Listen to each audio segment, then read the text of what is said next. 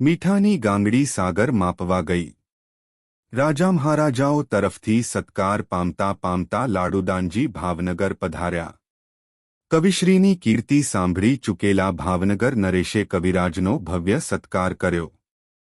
ભાવનગરની રાજસભામાં રોજ મહેફિલો જામવા માંડી.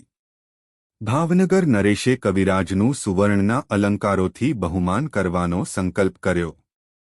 એમણે રાજના માનીતા સોની નાગદાનને બોલાવી કવિરાજના અંગેઅંગનું માપ લઈ અલંકારો ઘડવાની આજ્ઞા કરી. નાગદાન સોની ભગવાન શ્રી સ્વામિનારાયણના પરમ ઉપાસક હતા.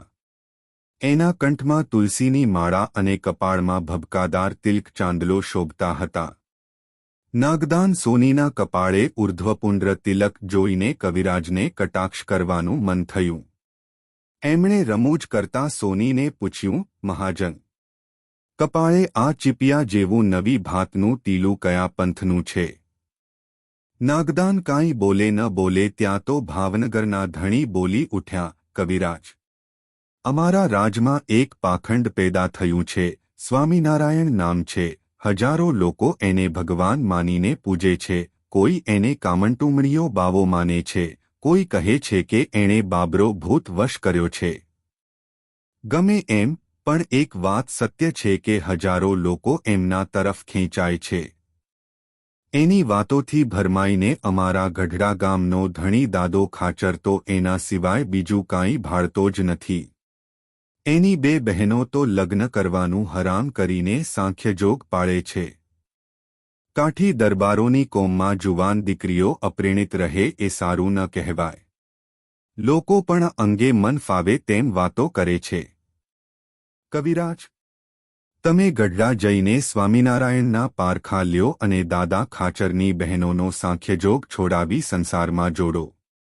ભાવનગર નરેશની વાત સાંભળતા લાડુદાનજીને પણ પાનો ચઢ્યો અને કહ્યું, દરબાર, અમે અવશ્ય એના પારખા લઈશું અને પાખંડને ખુલ્લું પાડીશું.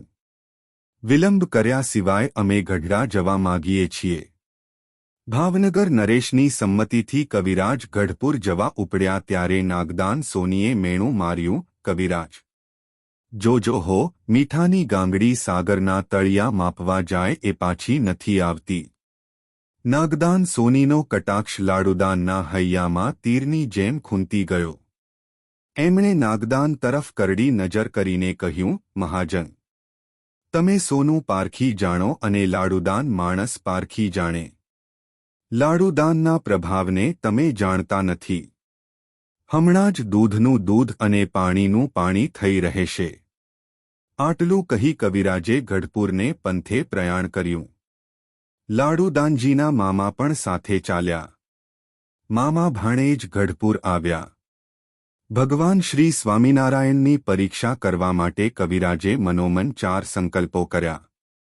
ભગવાન શ્રી સ્વામિનારાયણ જો ભગવાન હોય તો કાળા કામડા ઉપર પૂર્વમુખે બેઠા હોય અને ભાગવતજીની કથા વંચાવતા હોય. આ સંકલ્પ પાછળ લાડુદાનજીનો આશય એ હતો કે મલિન વિદ્યાના ઉપાસકોને ક્યારે ભાગવતજી જેવા સત્શાસ્ત્ર સાથે મેળ ન બેસે. લાડુદાનજીએ બીજો સંકલ્પ એ કર્યો કે મને ગુલાબનો હાર પહેરાવે. કવિરાજના મનમાં એમ હતું કે એક તો હાલમાં ગુલાબના ફૂલોની જોઈએ એવી ઋતુ નથી. વળી ગામડા ગામમાં ગુલાબ મળે પણ ક્યાંથી? લાડુદાનજીએ ત્રીજો સંકલ્પ એ કર્યો કે જો એ ખરેખર અંતર્યામી હોય તો મારું નામ લઈને બોલાવે અને મારા જન્મથી માંડીને આજ સુધીનો ઇતિહાસ વગર પૂહે બતાવે.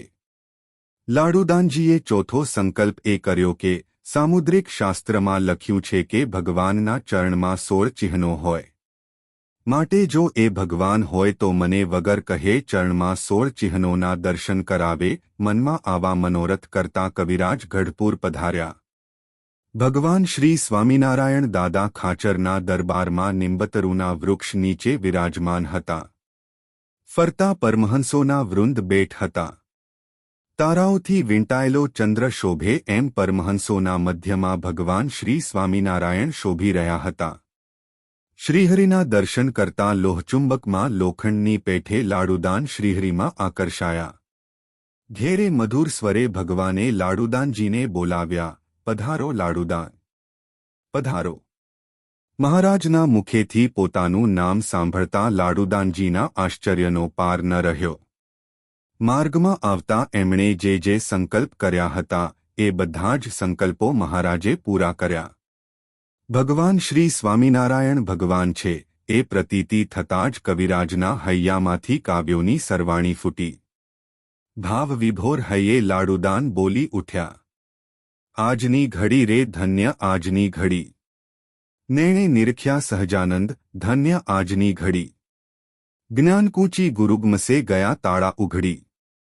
લાડુ સહજાનંદ નિરખતા મારી ઠરી આંખડી. આજની ઘડી. શ્રીહરિએ સ્વયંભૂ રીતે લંબાવેલા ચરણમાં 16 ચિહ્નોની તેજ રેખાઓ નિરખતા લાડુદાન ઊભા થઈ ગયા અને એના મનનો મયુર મત્ત બની કેકારવ કરવા લાગ્યો. એહી મચ્છ એહી કચ્છ એહી સુકર તનુ ધાર્યો. એહી વામન વપુ કીન લીન પદ ત્રીન ભુવનત્રયમ. એહી ફર્ષિધર રામ એહી રઘુપત કિય જગજયમ. એહી કૃષ્ણ બુદ્ધ નકલંક એહી ભેટત ભવભ્રમટલે. કિતનેક રૂપ લાડુ કહે સો યહ સહજાનંદ મિલે. લાડુદાને બે હાથ જોડી શ્રીહરિને વિનંતી કરી, મહારાજ, હવે તમે મને તમારી સેવામાં રાખો. નાગદાન સોનીના શબ્દો સાચા પડ્યા. મીઠાની ગાંગડી સાગરમાં ઓગળી ગઈ. ભગવાન શ્રી સ્વામિનારાયણે કહ્યું, લાડુદાનજી, આપણી તો જુગ જૂની ઓળખાણ છે. ધમડકામાં સાણગંગાને કિનારે ખીજડાના વૃક્ષ નીચે અમે તમને ફરીને મળવાનો કોલ દીધો હતો એ યાદ આવે છે. લાડુદાનજીના માનસપટલ ઉપર વર્ષો પહેલાની વર્ણિની દિવ્ય તેજોમય મૂર્તિ તરવરવા લાગી. લાડુદાન બોલ્યા, મહારાજ, યાદ આવે છે, પણ એ જ તમે હતા એની પ્રતીતિ તો આજ થઈ. હવે તમને છોડીને હું ક્યાંય જઈ શકું તેમ નથી. લાડુદાનજીને શ્રીહરિએ પોતાની પાસે રાખ્યા. જય શ્રી સ્વામિનારાયણ.